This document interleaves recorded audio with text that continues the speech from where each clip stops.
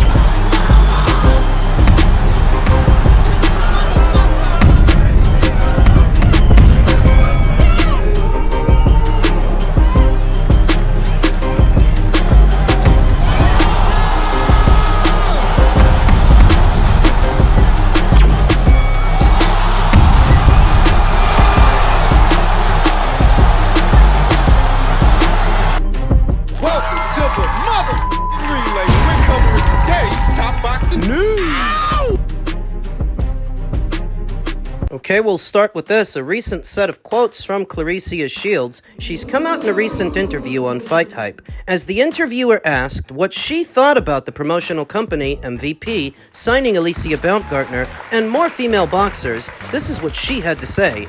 I'm never going to sign to MVP. I'm never going to fight on an undercard. The pound-for-pound number one doesn't fight on undercards anymore. Yeah, well, the pound-for-pound number one don't make the money that Amanda Serrano makes, or the money that Katie Taylor makes. Likely doesn't make the money that Alicia's about to make. The pound-for-pound number one, supposedly, doesn't get watched as much as Amanda Serrano, doesn't get seen as much as Katie Taylor or Alicia Baumgartner now that she's over there. The pound-for-pound number one. The one who says she doesn't box on undercards, all I know is that Katie Taylor versus Amanda Serrano rematch that was on an undercard, that was viewed by more people by and large than any fight that Claressa Shields has had, and all she had to latch on to was that it was a co-main event and not a main event. Except now, they're headlining. Once again, they're headlining. And making more money than Claressa. So Claressa can continue to play stupid games to win stupid prizes. The most that she's made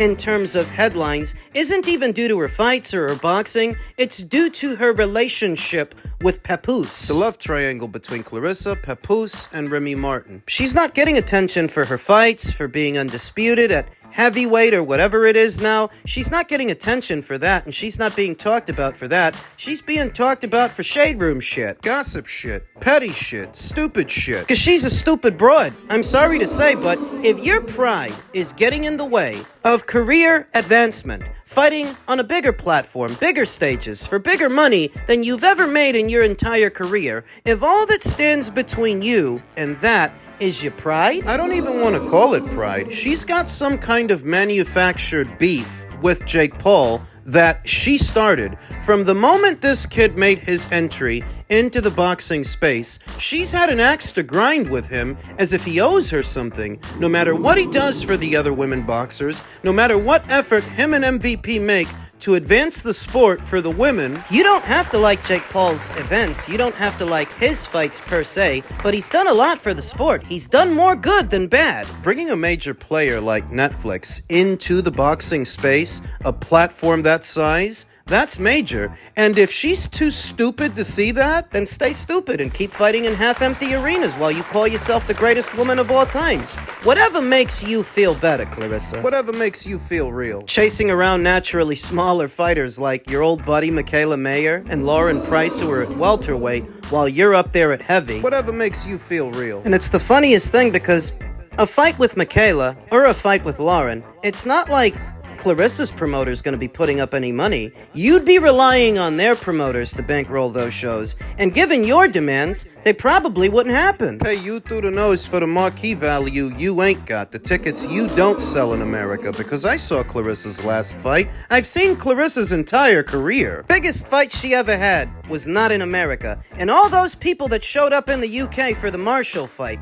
they weren't all there for Claressa. You think? That was 2 years ago. Since then, how many shows that size has Claressa been in? How many fights that size has she headlined? to where she thinks she's too good to box on an undercard at MVP? Hey, don't do it. They don't like you anyway. Nobody really does. I figure you might as well go get knocked up by Papoose and push a couple of kids out, because there ain't nobody to fight at heavyweight and barely anybody at light heavyweight. Take it as an opportunity to spend some time away from the sport. Because what were you about to do anyway? Who were you about to fight? You and Savannah are at a stalemate. You want to fight in America, but you can't draw flies to shit in America. Been saying it for 2 years. Boxer is willing to put up more money for the rematch in the UK than anybody is in America, so when you demand that the fight happen in America, you must not want it to happen, because you ain't got the money, and neither does Dimitri. And you're too good to box on an undercard at MVP? Then don't! Whatever you say, man.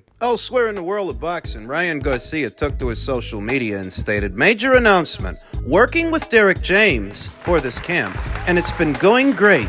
Let's go. May 2nd, Fatal Fury." It was initially reported that Ryan Garcia would be working with Eddie Reynoso for his upcoming fight with Rolly Romero. Instead, he has at least temporarily enlisted the aid of his old trainer, Derek James, who we haven't seen or heard much from. What happened to Eddie? Think about who else is fighting that weekend.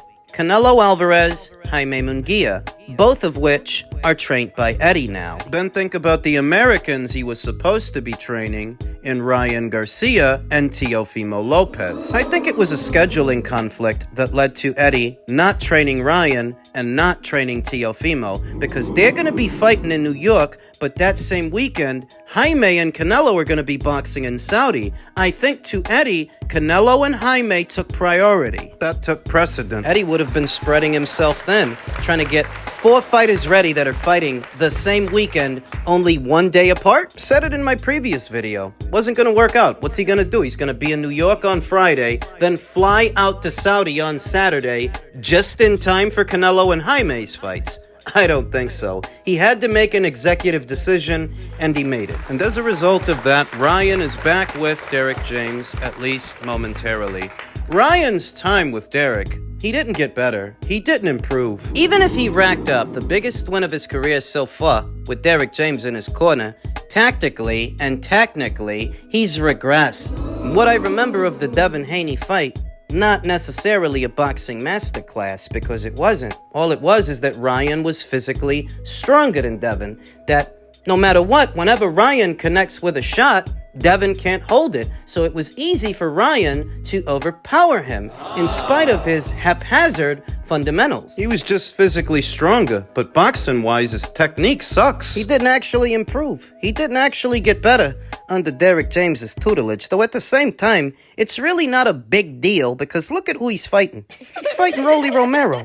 The Ryan that beat Devin can beat Rolly Romero, and the Ryan that beat Devin was trained by Derek James. The only guy who's even worse than Ryan is Rolly. If Rolly's anything, he's lucky, because he already turned down this fight a ways back to fight Isaac Cruz on an undercard, which he lost, and as luck would have it, the fight came back around for him. But is really just a layup for Ryan, a tune-up if you will, because the night of it will have been a year's time from the Devin Haney fight, so Ryan has got some cobwebs that he needs to shake off, and with Rolly, he can do that. This is just a segue to a Devin Haney rematch. Now, as it pertains to Devin Haney, Bill Haney, Bill took to his social media and stated, "Watch how the Mexican fan base that support Ryan Garcia and Peds uses deflection and try to accuse VADA, 365 tested Devin Haney, of using Peds. You can't make this shit up." To which Ryan Garcia responded, "Get off my dick, Bill. You guys are in bed with VADA. None of this matters what you post. Let it go, and let's find out what's really good in the rematch." Now, this is a big part of why I think Ryan deliberately cheated, because he can't get his story straight. 1 minute, he's saying that the aspirin came from tainted supplements. The next minute, he's accusing VADA and the Haneys of setting him up. Which one is it? He cheated. He definitely cheated. The thing is, in a sport where, at this level, practically everybody's cheating, is it still cheating if everyone's doing it? Because I think everybody's doping. At the highest levels of the sport, the men, the women, I think everybody's on something. Then what's the point in contracting VADA if everybody's doping? The optics. To appear as the clean, upright, and righteous fighter that's doing everything on the straight and narrow, as well as the ability to handicap your opponent. it's harder for them to use their gear if you contract an anti-doping agency. That's what I think it's really for. And liability insurance, that the promoters that contract VADA are doing as much as they can to protect the fighters, even though underneath it all, the fighters and the promoters, they all know what's going on, and they all know that at this level, pretty much everybody's doping. But they can't admit it, because God forbid that some fighter goes out there and gets brain damaged, and it comes out that, well, you knew the other guy was doping, you knew the other guy was on something. That might leave you culpable and subject to a potential lawsuit. Because you knew about it and you did nothing. It's that kind of a situation, it's that kind of deal that if you're wondering, how could this many fighters be doping while at the same time spending money on anti-doping testing, that would be the rationale. So you think Devin is doping? I think if he is, whatever he's using will be different to whatever Ryan is using, because different fighters have different needs. So I'd say that if Devin Haney were on some kind of a ped, it's not necessarily to enhance his performance so much as to make weight. I think if he's ever been on something, it's so that he could get down to 135 and subsequently 140, some kind of a weight-cutting agent, if he were on something. Because I don't buy into the whole clean athlete shtick anymore. To the point where, whenever I hear fighters talk about cleaning up the sport and doing more to clean up the sport, I can't help but pick up on what sounds like a sarcastic tone. It's bullshit, and they know it's bullshit. One thing Ryan said that's actually true is, it doesn't matter what Bill Haney comes out and says at this point, what accusations he makes, or how bad sometimes this looks on Ryan. The audience doesn't care. They've come to terms with the possibility that everybody's doping, and Ryan is just another guy doing what everybody else is doing. So shut up, win your fight, and get ready for the rematch. Finally, in men's light heavyweight news, per veteran boxing scribe Dan Rafael and his sources, the standard WBC purse split of 75-25 was set for April 8th purse bid for the Bivol versus Benavidez fight. The Benavidez side requested a 55-45 split in Bivol's favor. 55-45? That's almost half! You think you're entitled to half the pot? The WBC didn't give them that, but has agreed to amend the split allowable under the rules to 60-40 in Bivol's favor, which I don't think is much better. Now, for a perspective, when Gennady Golovkin fought Canelo Alvarez for the first time, as a unified champion, do you know that all he got was a little over 30%, 35%? As a unified champion, which David is not. When Joseph Parker unified titles with Anthony Joshua, all he got was a little over 30%. So what exactly entitles David Benavidez to a bigger split than those guys got? Not a goddamn thing. Per usual, David Benavidez's fans are eating it up. Danny Glover, a friend of the channel, said, "It looks like we're getting Benavidez versus Bivol, and when it gets announced, I don't want to hear no more propaganda chat. I need backtracking chat from the detractors, i.e. Base the Kid and Ring IQ. Video facts will be looming and coming soon." Oh, really? So, stay tuned. Well, here are the facts, Danny. It's already been widely reported that Dimitri Bivol is going into the Trilogy with Artur Beterbiev, WBC title or no WBC title. We want to keep hold of all the belts, but if we have to lose one to follow His Excellency's plan for Dimitri Bivol, no problem as well. Not to give myself or any of us too much credit, but we're always about integrity. So to us, like it's kind of unquestionable, and I think to many fans and to people involved, that no matter what the decisions were, no matter what the judges saw, you know, the Beterbiev side got the decision they got in the first fight. The second fight they agreed to do, they didn't have to do it. So from all you know, ethical, moral standpoint, the third fight has to happen, and it seems like that's what everybody's talking about, and it seems like that's what you know, Riyadh and His Excellency want. So that's what we're all looking towards, you know, and it's you know, it's kind of similar to like Golovkin Canelo, you know. These are the type of fights that they're close, and we're not going to do what other fighters do and say, oh, you know, wait a little bit and then we're going to have another fight and then we'll come back to this, because that's not really about integrity in my opinion. I think this trilogy has to figure out who the winner is within 3 fights being one after another. So Danny, you're getting all excited about a purse bid for a fight that ain't about to happen, because what is about to happen is the Trilogy. And what you should be asking yourself is, instead of trying to go through the WBC for an email title, since that's all you're gonna get out of this, a vacant title, why don't you just work with Turkey to ensure that you get the winner? Because if Turkey's money is green enough for Usyk, and it's green enough for Fury, it's green enough for AJ, and it's green enough for Canelo, it's green enough for Inouye. All those guys make more money than you, and they ain't got no problem boxing in Saudi. Why do you have a problem boxing in Saudi? What did Samson Lukowicz come out and say just the other day? That they were offered a fight in the interim with Callum Smith. We received a large amount of millions to fight Smith, and we denied. Did you catch that? Samson admitted they were made a multi-million-dollar offer to fight Callum Smith, which they rejected. Let's hear it again. DJ, play it back. A large amount of millions to fight Smith, and we denied. So, Danny, what you need to ask yourself is, why is Team Benavidez complicating the situation going through the WBC for little more than an email title when it's supposed to be a fight you're after? And you can get that fight if you play ball, if you're willing to go to Saudi, which they are not. And never mind that what you wanted was to basically get half of the pot. Half the pot against Dimitri Bivol, the undisputed champion, the guy who already beat Canelo, already beat Zerto, and he just beat Artur.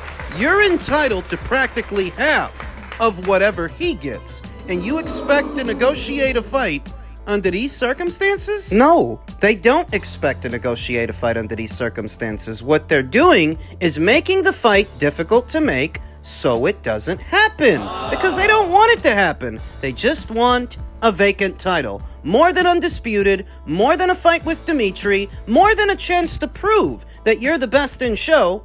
You want an email title. Because that's what you're settling on. If you want Dimitri, you get with the program. It's not complicated. You're making it complicated. And guys like Danny are eating it up for some reason. I don't know why. Why would they expect Dimitri to be alright with 55-45 or even 60-40 after all the work he's put in? He's got to bow down to David? Because don't forget, they're also trying to dictate to Dimitri where the fight takes place. They don't want to go to Saudi. It's gotta be in Vegas. This is all nonsense, typical of Samson Lukowicz and his fighters, because whenever they're involved, this is what it turns into. So I'm sorry to tell you, Danny, but I don't know what you're excited about. 55-45, 60-40, purse bid in April. It ain't gonna happen because it's already been decided. The Trilogy is next. And if David is happy settling on a belt, an email title, have at him, Captain. Who are you gonna fight, though? You get an email title, now who are you going to defend it against? That you should charge the boxing community at large $80 at a time to watch it. Who are you gonna fight, David? Are you gonna fight? Are you gonna fight again this year? Because, well, you did only box once last year. Are you gonna do the same thing this one? Wouldn't surprise me, because you guys are just playing games. You never wanted the winner of that fight.